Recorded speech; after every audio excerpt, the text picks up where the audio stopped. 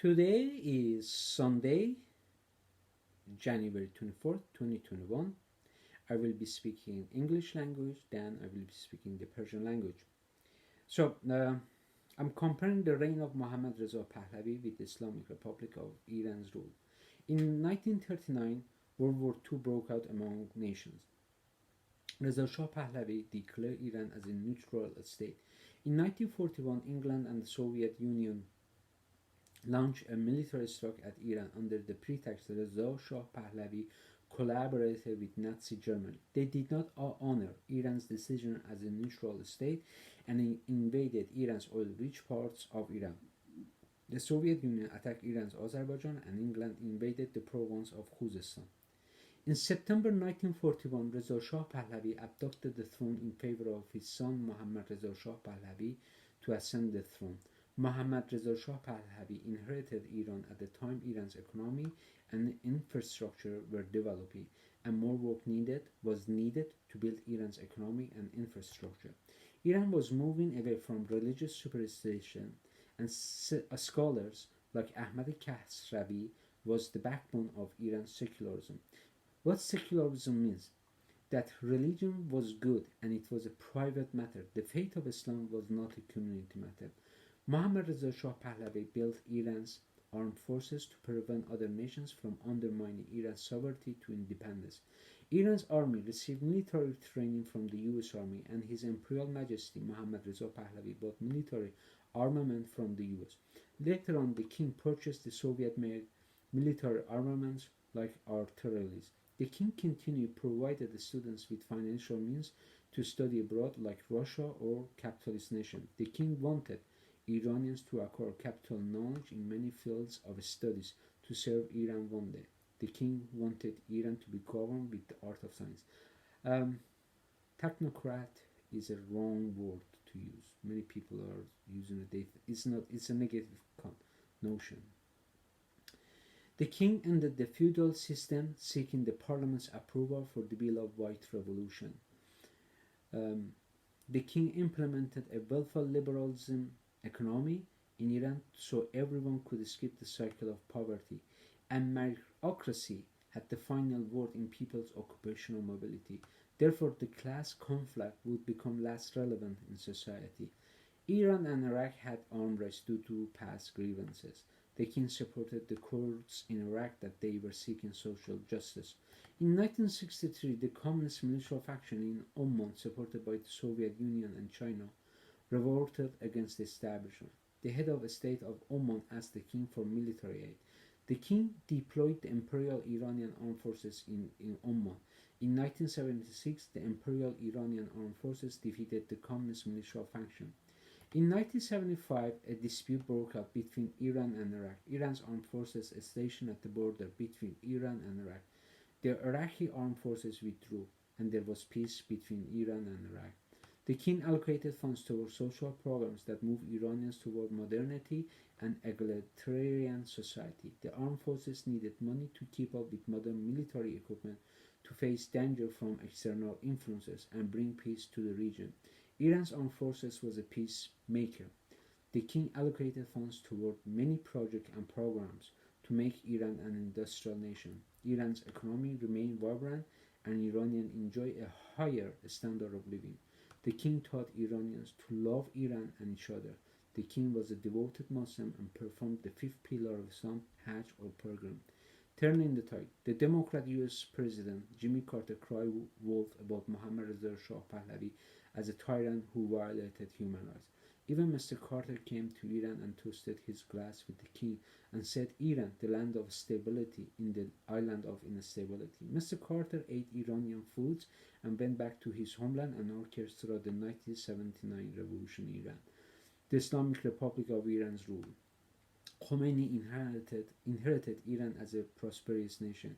In the first act, upon returning to Iran, he told a reporter on his way to Iran, after 15 years of exile, that he had no feelings about returning to Iran. In the second act, he made an astonishing comment.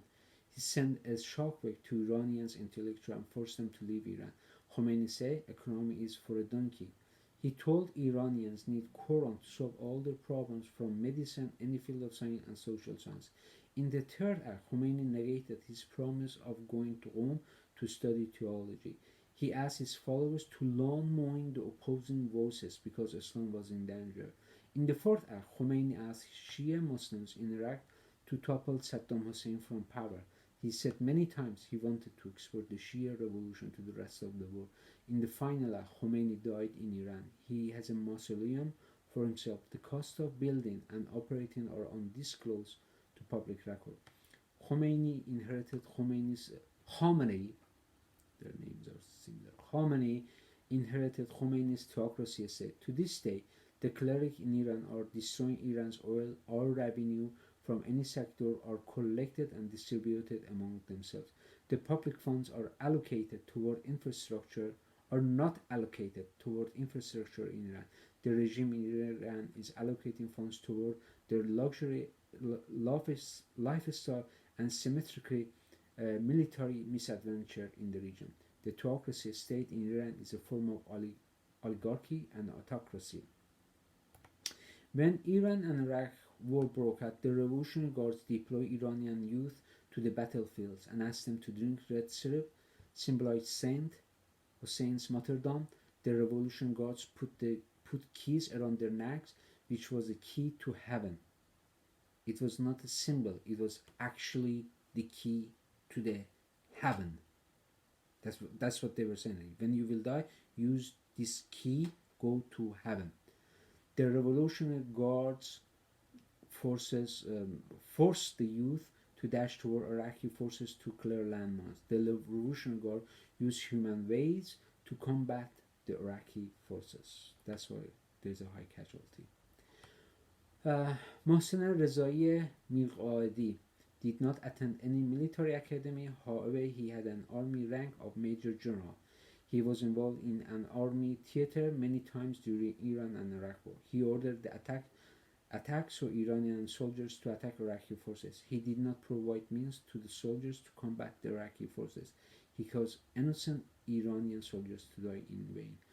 I remember when soldiers were coming back, they were afraid to go back to the war because they were telling them go forward. They were going forward and they were not giving guns and bullets to fight the Iraqi forces. Okay, it was scary. They could see body limbs. It's very scary. They were crying. They were shaking because they could see that could be them. And the soldiers were writing their names all over their bodies, So if something happens, they could find their body. Because when explosion happens in a movie, we see they're jumping around, but in a real life, shrapnels will slice people. Is slicing people. Iran faced an embargo and could not sell oil to generate revenue and bought weapons at black market value from the USA. In the end, Iran lost 8 years of war to Iraq.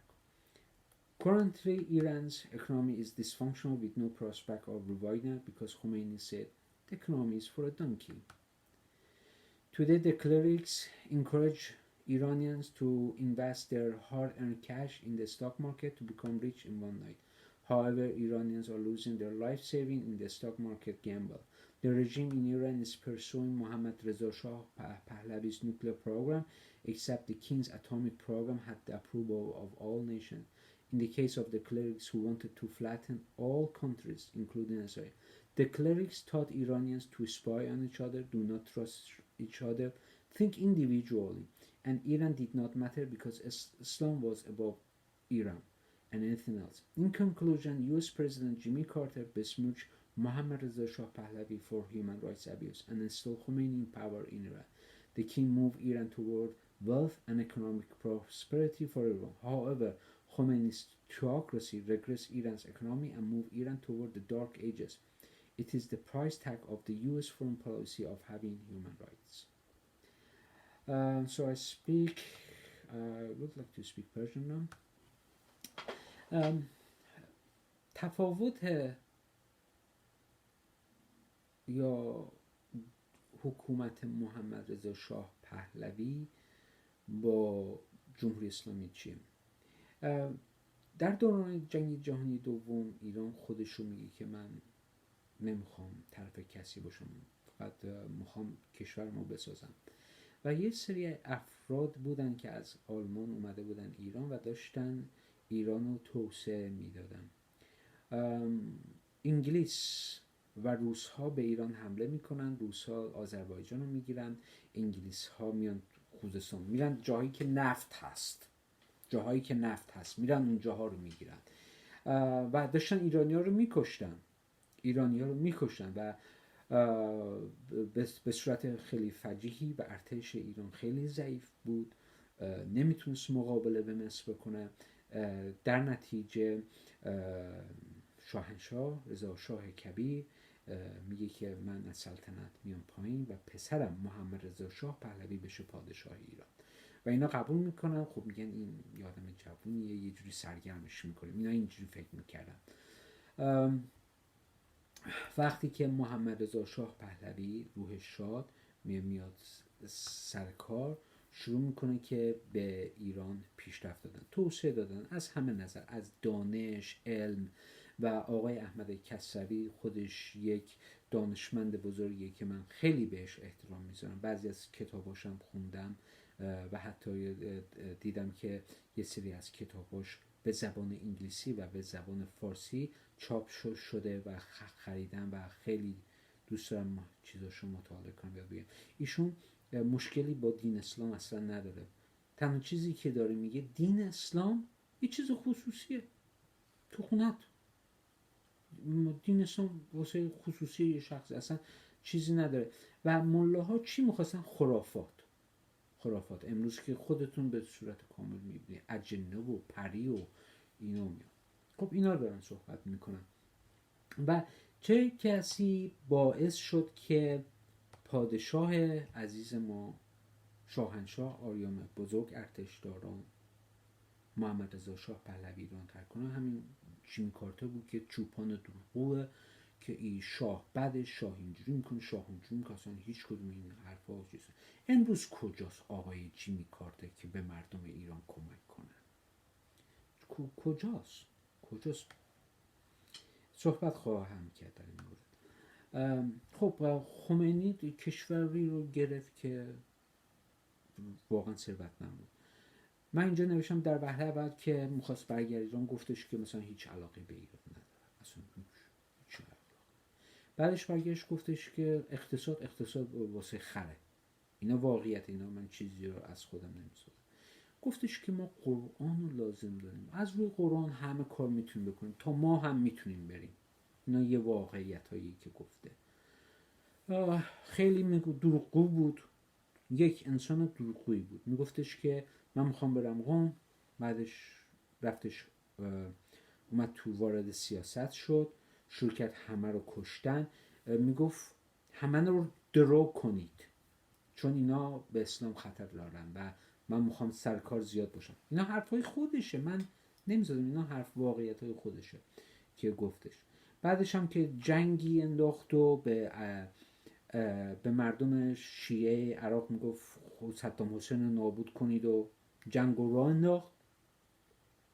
آخر سرش هم فوت کرد. خودش برای خودش یک بت درست کرد، یه آرامگاهی درست کرده. من نمیدونم بت پرستی دیگه به چی میگن.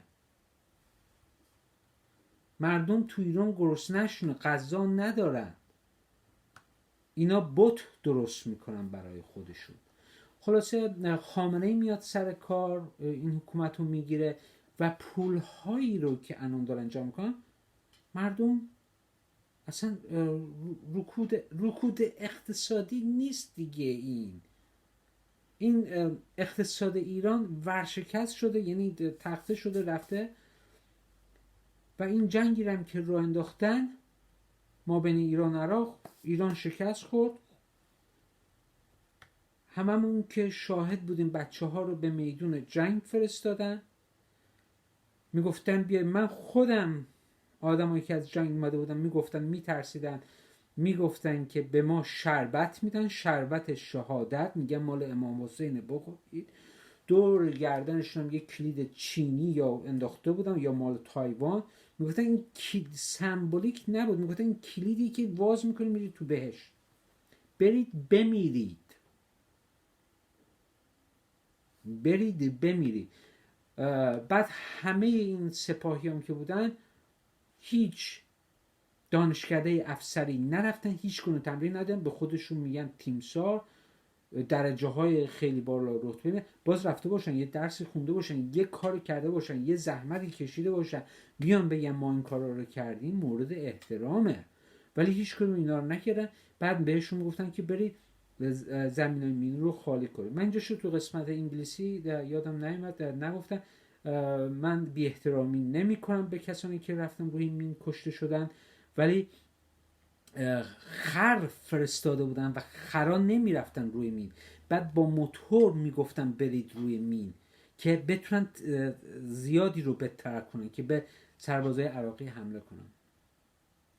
ایران در زمان شاه جنگ‌های مختلفی رو داشت، ما هیچ کدومش رو احساس نکردیم، هیچ کدومش رو نفهمیدیم، ولی اینا دیدید که دست ور نداشتن و تا همه مردم ایران رو نکشن اینا دست ور نمیدن. من نمیدونم چرا بچه میخوام، به مردم ایران میگن بچه بیارید.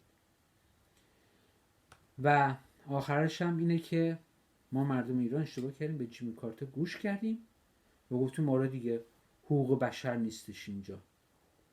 و امروز هم الان مردم تو کاخ سفید و جاهای دیگه از دولت‌های دیگه خواهش میکنن که مثلا جمهوری اسلامی رو ساقط کنه و نخواهد کرد.